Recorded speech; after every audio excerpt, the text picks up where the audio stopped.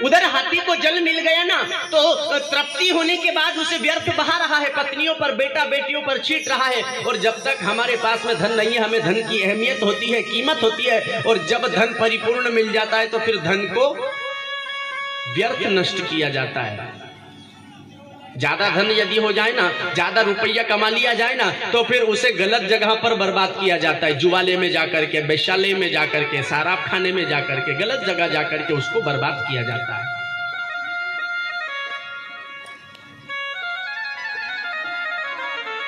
हाथी का पैर एक ग्रह ने पकड़ लिया है और ग्रह उसे पकड़ करके बैठा है, और हमारा पैर एक काल ने पकड़ रखा है। हम सुरक्षित कब तक है? जब तक वो ग्रह, वो काल हमें खींचता नहीं है, तब तक हम सुरक्षित हैं।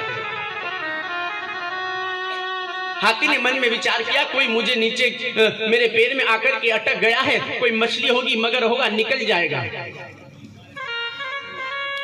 वो काल हमें भी दुख देता है, यातना देता है, लेकिन हम लोग क्या समझते हैं कि हमारे कर्म अनुसार, हमारे भाग्य अनुसार दुख मिल रहा है, चला जाएगा।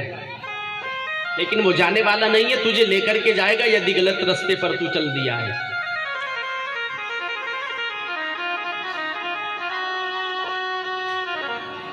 गजराज ने पांव धर्यो जल में, तब ग्राह ने आकर पांव दबा।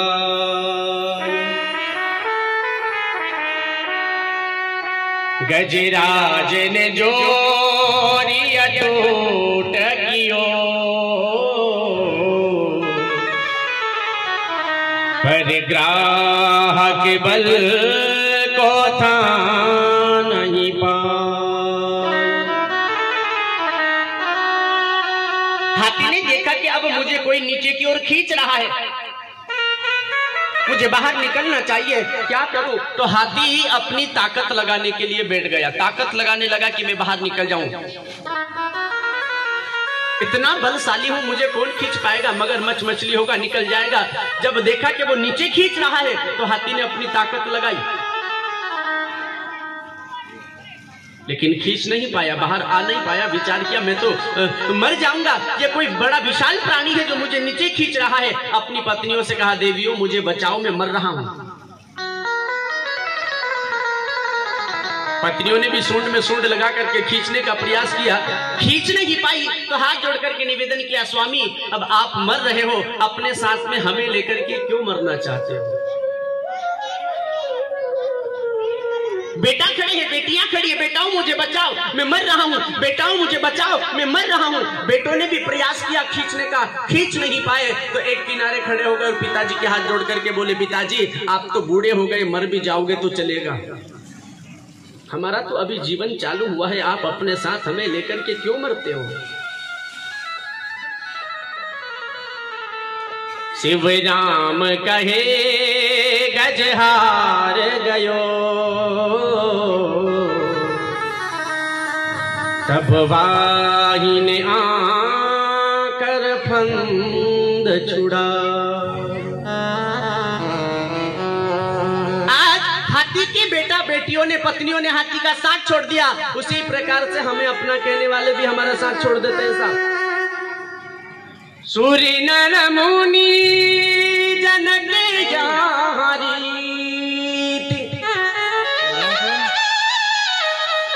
स्वार्थ लाग करहु सब प्रीति, आराम के साथी क्या क्या थे,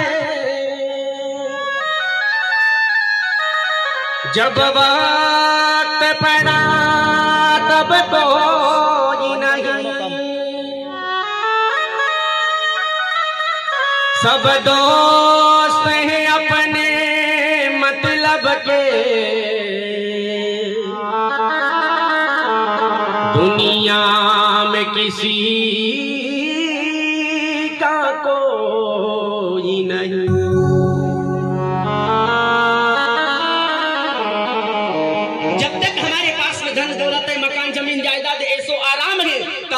रिश्ता हमारा है, बेटा हमारा है, बेटी हमारी है, पत्नी हमारी है, भाई हमारा है, रिश्तेदार हमारा है, सगा संबंधी हमारा है। और जब हम फुटपाथ पर आ जाएंगे, जब हमारे पास में धन दौलत नहीं होगा, तो वही हमें अपना कहने वाले कह देंगे, बोले साहब ये तो मेरा दूर का रिश्तेदार है, मैं इसे अच्छे से नहीं पहचानता। साहब हर एक रिश्तों में स्वार्थ छिपा है, हर एक रिश्ता स्वार्थ पर टिका है।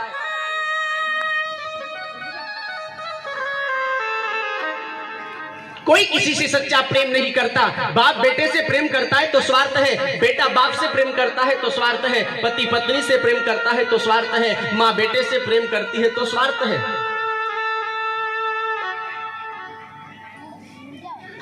मैया बाबा बेटे से प्रेम करते हैं तो स्वार्थ है कि बुढ़ापे में हमारा सहारा होगा। बेटा मैया बाबा से प्रेम करता है तो स्वार्थ छिपा है कि मरने पर सारी जमीन जायदाद मेरे नाम लिख करके जाएगा, गड़ा हुआ धन बता करके जाएगा। और नहीं मानो तो थोड़ा सा प्रैक्टिकल कर करके देखना, एक तरीका बता रहा हूं। किसी के पास में 5-10 बीघा जमीन हो ना, तो वो 5-10 बीघा जमीन अपने बेटा के नाम मत करवाओ, और एक झूठा कागज बनवा करके और उस पे दस्तखत कर दो कि ये 10 बीघा जमीन मैंने मंदिर में दान कर दी।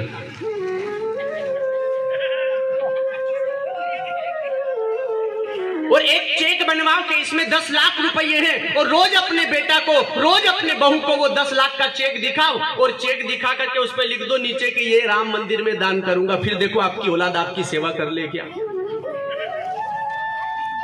यदि आपका ही औलाद, आपकी बेटी, आपकी बहू, आपके बेटा आपके धन से प्रेम नहीं करता, तो ये दान कर दो, और फिर देखो आपकी बेटी, आपकी बहू, आपकी औलाद आपकी सेवा करती है या नहीं। और ऐसी स्थिति में भी यदि सेवा कर ली तो वो सच्ची औलाद है। रिश्ता स्वार्थी है साहब। बेटा यदि प्रेम करता है बाप से तो स्वार्थ है कि मरने पर जमीन दान ना कर जाए। और मैं आप लोगों से कहना चाहूंगा, मेरी माताओं, मेरी बहनों, मेरे भैया जो अब बुजुर्ग अवस्था में है, यदि जमीन सारी नाम भी कर दिए तो कोई बात नहीं, लेकिन अब 5-15 लाख रुपये अपने पास जरूर रखना। ये तो आजकल की औलाद सेवा करने वाली नहीं है। जब तक वो खजाने की तिजोरी की चाबी दिखेगी ना, तब तक दौड़ दौड़ करके बहू काम करेगी, और चाबी भी यदि सुमला दी ना तो फिर राधे राधे पड़े रहना किसी खटिया पर।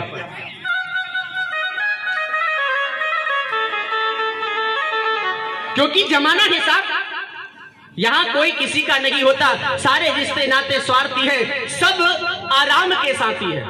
जब तक आराम है, जब तक धन दौलत है, तब तक ये रिश्ते सब हमारे हैं। और जब हमारे पास में कुछ भी नहीं रह, या फिर नाटक करना कि बेटा सब कुछ बर्बाद हो गया, सब कुछ हार गए, सब कुछ दान कर दिया, अब तो कुछ नहीं बचा है, ला तू ही ला करके कमा करके हमें खिला।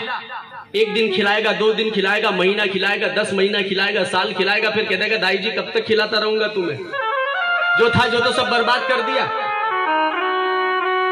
अदा की मोहनी सूरत बिगाड़ देती है, और बड़े बड़ों को ये जरूरत बिगाड़ देती है। इस रंग भरी दुनिया में संभल कर चलना यारो, क्योंकि अच्छे अच्छों को औरत बिगाड़ देती।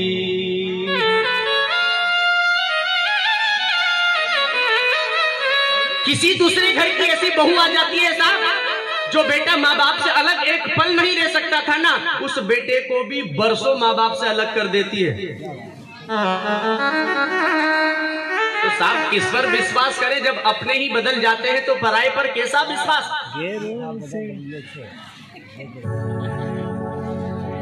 किसी ने बहुत सुंदर शब्द कहा है साहब, बहुत अच्छा गाया है।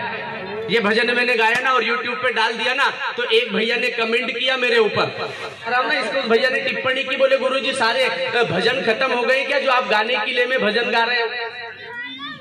फिर उस भैया को मैंने YouTube पे जवाब भी दिया, उसका रिटर्न में कोई जवाब नहीं आया। सो साहब अपनी अपनी भावना है, अपने अपने मत है, लेकिन ऐसा जरूरी नहीं है कि एक प्रेमी ही एक प्रेमिका से प्रेम कर सकता है। हम भक्त भी परमात्मा से प्यार कर सकते हैं। और गाना गाने की बात रही तो ऐसा जरूरी नहीं है कि एक लड़का ही एक लड़की के लिए गाना गाता है। हम भक्त भी हमारे परमात्मा के लिए गाना गा सकते हैं। यदि हमारे भाव शुद्ध हो तो वो गाना भी हमारे लिए भजन होगा, और यदि भाव हमारे दूषित हो तो वो भजन जो राधा कृष्ण का चल रहा है ना, उसमें भी हमें हमारी प्रियतमा दिखाई देगी। यदि भाव दूषित है तो उसमें राधा रानी नहीं दिखेगी।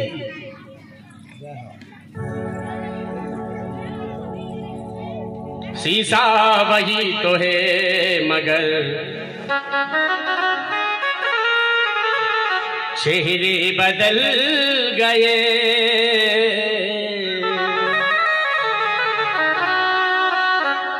गैरों से गिला क्या करे जब अपने बदल गए। अरे साहब, जो अपने थे ना वो अपने बदल गए तो हम दूसरों पर क्या एतबार करें, दूसरों पर हम क्या विश्वास करें। गैरों से गिला क्या करे जब अपने बदल गए।